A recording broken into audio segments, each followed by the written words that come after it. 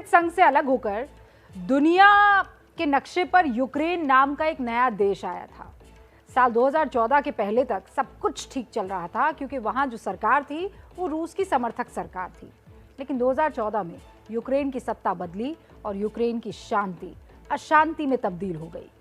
क्यों नई सरकार रूस विरोधी थी? क्योंकि वहां पर ये सरकार जो आई थी वो रूस विरोधी थी।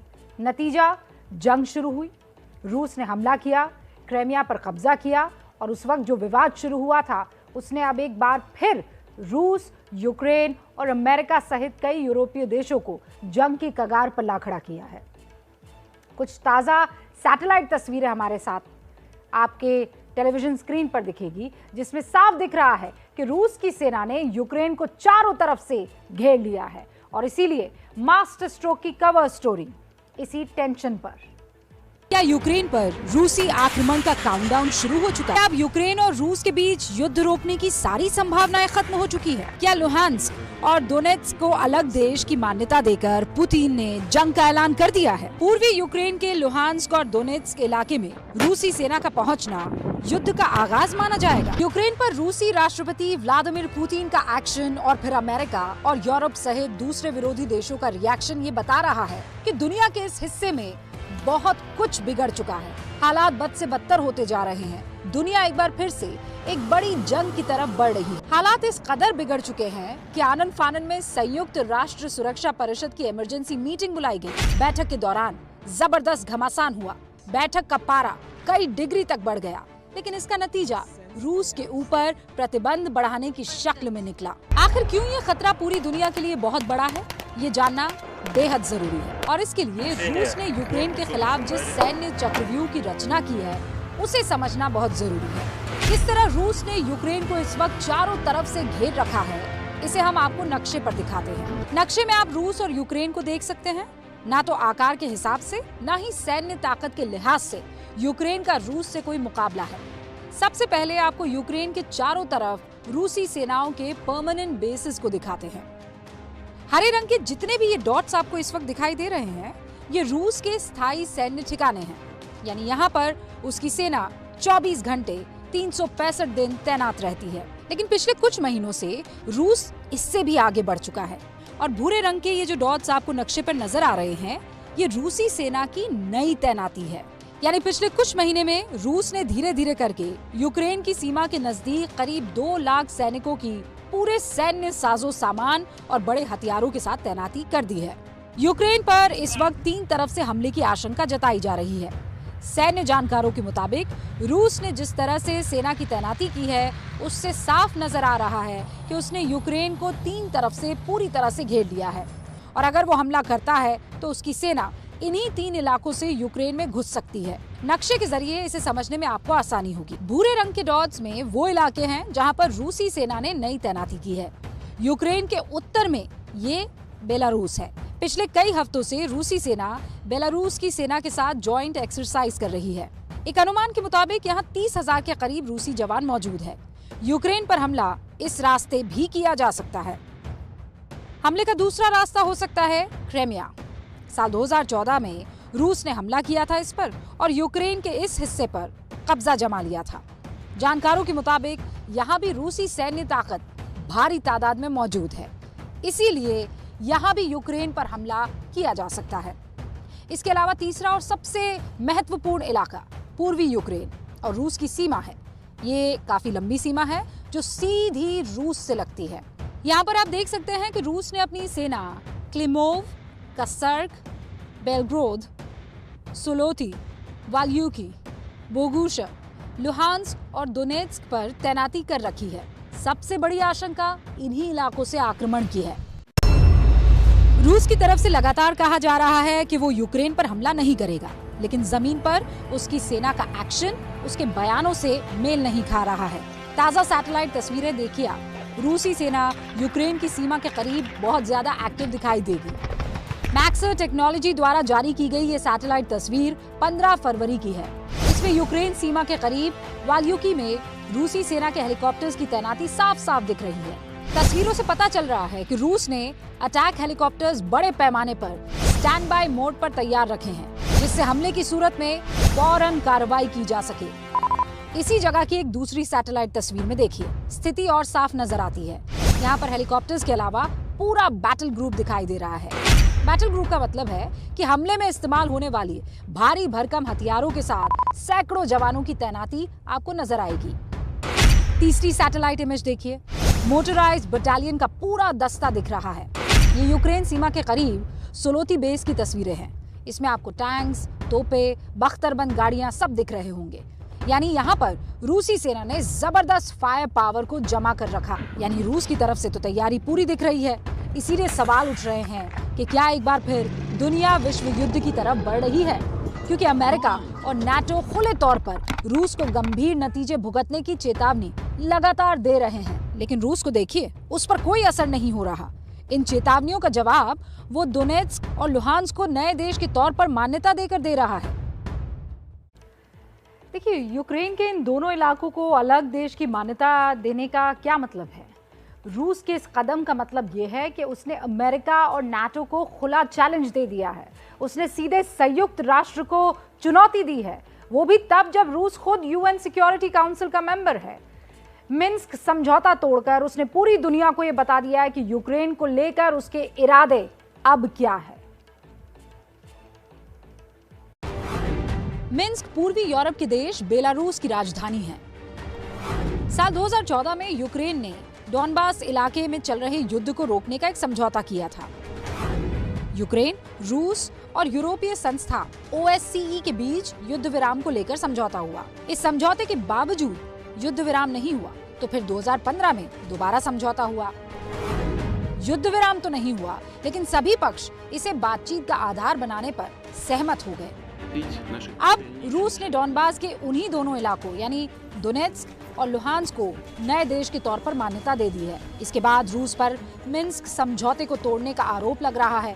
यूक्रेन के खिलाफ अपनी चाल चलकर पुतिन ने अपने इरादे स्पष्ट कर दिए हैं। अब ये देखना है कि अमेरिका और नाटो की तरफ से होता क्या है और किस तरह का जवाब दिया जाता है।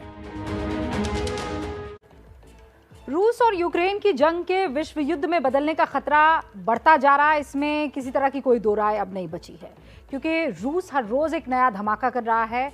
अमेरिका और यूरोपीय देश भी कमर कस रहे हैं। दुनिया भर के दबाव के बावजूद रूसी राष्ट्रपति व्लादिमीर पुतिन अपने कदम पीछे खींचने को तैयार नहीं है। और अगर ये जंग बड़े पैमाने पर छिड़ गई तो हमारी और आपकी जिंदगी पर इसका असर होगा, और वो कैसे होगा इस रिपोर्ट से समझिए। कहने को तो ये रूस के राष्ट्रपति व्लादिमीर पुतिन का राष्ट्र के नाम संदेश है, लेकिन अमेरिका ने इसे ऐलाने जंग माना है। यूक्रेन पर रूस और अमेरिका का इस तरह आमने सामने आना दूसरे विश्व युद्ध के बाद सबसे बड़ा संकट माना जा रहा है, और ये तीसरे विश्व युद्ध की अब तक की सबसे बड़ी आहट है भी। अगर रशिया के इरादे आगे भी जाते हैं तो युद्ध तो अवश्य होगा, और ये बहुत ज़बरदस्त खतरा होगा पूरे यूरोप के लिए, क्योंकि सेकेंड वर्ल्ड वॉर के बाद इस माफी की स्थिति कभी नहीं आई, और रशिया के लिए और पूरी दुनिया के लिए। जंग का खतरा यूक्रेन से आ रही तस्वीरों को देखकर और बढ़ जाता है। दोनेत्स्क और लुहांस्क को मान्यता देने के साथ ही अब रूस की सेनाएं इन दोनों प्रांतों में दाखिल हो चुकी है। ये जंग की सबसे बड़ी आहट तो है ही। इसके साथ ही पुतिन लगातार ऐसे फैसले कर रहे हैं जिससे महायुद्ध का महासंकट गहराता जा रहा है, क्योंकि दोनेत्स्क और लुहांस्क को मान्यता देते ही पुतिन ने रूस के सैनिकों को इन दोनों इलाकों में भेज दिया। दूसरी ओर बेलारूस में रूसी सेनाओं का जो सैन्य अभ्यास रविवार को खत्म होने वाला था, उसे बढ़ा दिया गया है। इसके साथ यूक्रेन की सीमाओं पर रूसी सैनिकों का जमावड़ा चल रहा है। अमेरिका का दावा है कि रूस के 1.5 से लगभग 2.25 लाख सैनिक यूक्रेन को घेरे हुए हैं। सारी परिस्थितियां ऐसी बन चुकी हैं कि अगर रूस और यूक्रेन के बीच में जंग छिड़ी तो यह विश्व युद्ध में बदल सकती है, और तब दुनिया की दो महाशक्तियां आमने सामने होंगी, और जंग जो होगी वो दूसरे विश्व युद्ध से भी ज्यादा खतरनाक हो सकती है। दूसरे विश्व युद्ध में करीब 7 से 8 करोड़ लोगों की जानें गई थी। अब आप इस बात का अंदाजा सहज लगा सकते हैं कि आधुनिक युग में दो महाशक्तियां टकराई तो अंजाम क्या होगा। रूस और यूक्रेन की लड़ाई में से खून खराबा तो अलग बात है, लेकिन दुनिया में कई चीजों की किल्लत से हाहाकार भी मच सकता है। सबसे बुरी स्थिति से निपटने के लिए पूरी दुनिया इस वक्त एकजुट हो गई है, लेकिन भारत पर भी इसके असर आपको समझने चाहिए। पहला संकट तेल को लेकर होगा। जेपी मॉर्गन की एक रिपोर्ट बता रही है कि जंग से तेल की सप्लाई में रुकावट होगी और जल्दी ही क्रूड का दाम जो है $120 प्रति बैरल पहुंच जाएगा। लड़ाई लंबी खिंची तो दुनिया को रूस की सप्लाई आधी हुई अगर तो दाम $150 प्रति बैरल तक पहुंच जाएंगे। असर इसका क्या होगा ये समझिए। क्रूड $120 प्रति बैरल हुआ तो भारत में तेल के दाम 16 रुपए प्रति लीटर बढ़ जाएंगे। क्रूड का दाम $150 पहुंचा तो भारत में तेल का दाम 34 रुपए तक बढ़ जाएगा। इसी तरह नेचुरल गैस अगर $1 बढ़ी तो सीएनजी 4.5 रुपए प्रति किलो महंगी हो जाएगी। तेल के साथ साथ जंग का सीधा असर देश की कृषि पर पड़ेगा। अब आप इस फैक्टर को समझिए। रूस और यूक्रेन बड़े फर्टिलाइजर उत्पादक देश है। भारत रूस से बड़ी मात्रा में फर्टिलाइजर्स मंगवाता है। अगर जंग हो गई तो फर्टिलाइजर की सप्लाई चेन पर असर होगा, जिससे फर्टिलाइजर की कमी होगी और इसका खतरा हमारी पूरी खेती पर पड़ेगा। जंग का असर भारत के ऑटोमोबाइल सेक्टर पर भी खतरा उसका मंडरा सकता है। यूक्रेन में कार निर्माण के लिए बेहद ज़रूरी मटेरियल मिलते हैं। इसका इस्तेमाल सेमीकंडक्टर बनाने में होता है। जंग हुई तो इसका संकट एक बार फिर से खड़ा हो जाएगा। भारत का ऑटोमोबाइल सेक्टर पहले से ही चिप संकट से गुजर रहा है। अगर युद्ध हुआ तो ये संकट और गहरा हो सकता है। रूस और यूक्रेन की जंग की आहट से शेयर बाजार में भी उथल पुथल शुरू हो चुकी है। शेयर बाजार में जंग के खतरे से कोहराम मचा हुआ है। भारत में आज बाजार 383 अंक नीचे बंद हुआ। सुबह 1000 अंकों की गिरावट हुई थी। जंग हुई तो ये परेशानी और बढ़ेगी, समझ लीजिए। जंग हुई तो सीधा असर हमारी और आपकी जिंदगी पर पड़ेगा, लेकिन इसके साथ ही भारत के लिए कई और परेशानियां भी हैं जो अब इस रिपोर्ट में आपको जानने को मिलेंगी।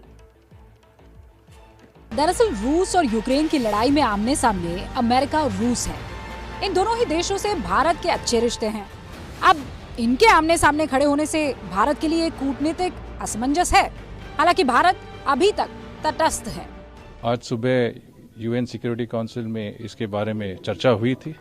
इसमें हमारे जो डेलीगेशन है, इनका स्टेटमेंट में हमने साफ कह दिया है कि जो स्थिति अभी हम देख रहे हैं उसको डीएस्केलेट करना चाहिए, मतलब जो टेंशन्स हैं उसको रिड्यूस करने चाहिए और जो कूटनीतिक प्रयासों हैं वो बहुत ज़रूरी है इसमें। जानकार ये कह रहे हैं कि भारत भले ही तटस्थ है, लेकिन अगर विवाद बढ़ा तो ये भारत के लिए बहुत बड़ी परेशानी हो सकता है। हिंदुस्तान को एक साइड लेनी पड़ेगी और दोनों ही हमारे मित्र हैं, इसलिए हमारे लिए दोनों ही राष्ट्र बहुत महत्वपूर्ण है और कोई भी साइड लेना भारत के लिए उतना ही मुश्किल हो। भारत की एक और परेशानी यूक्रेन में रह रहे भारतीयों की सुरक्षा है।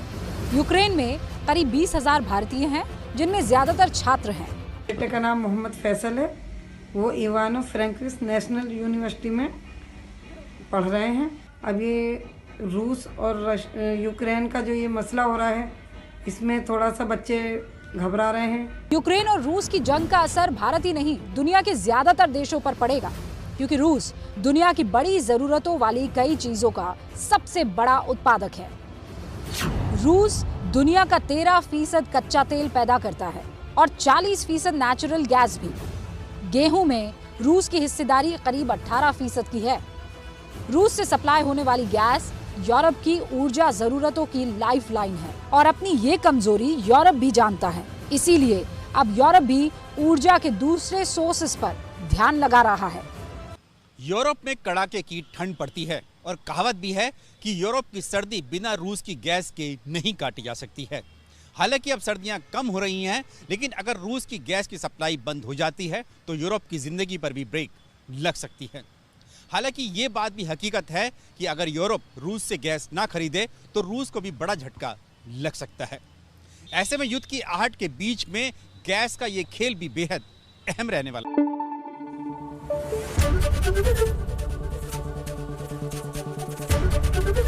एबीपी न्यूज आपको रखे आगे।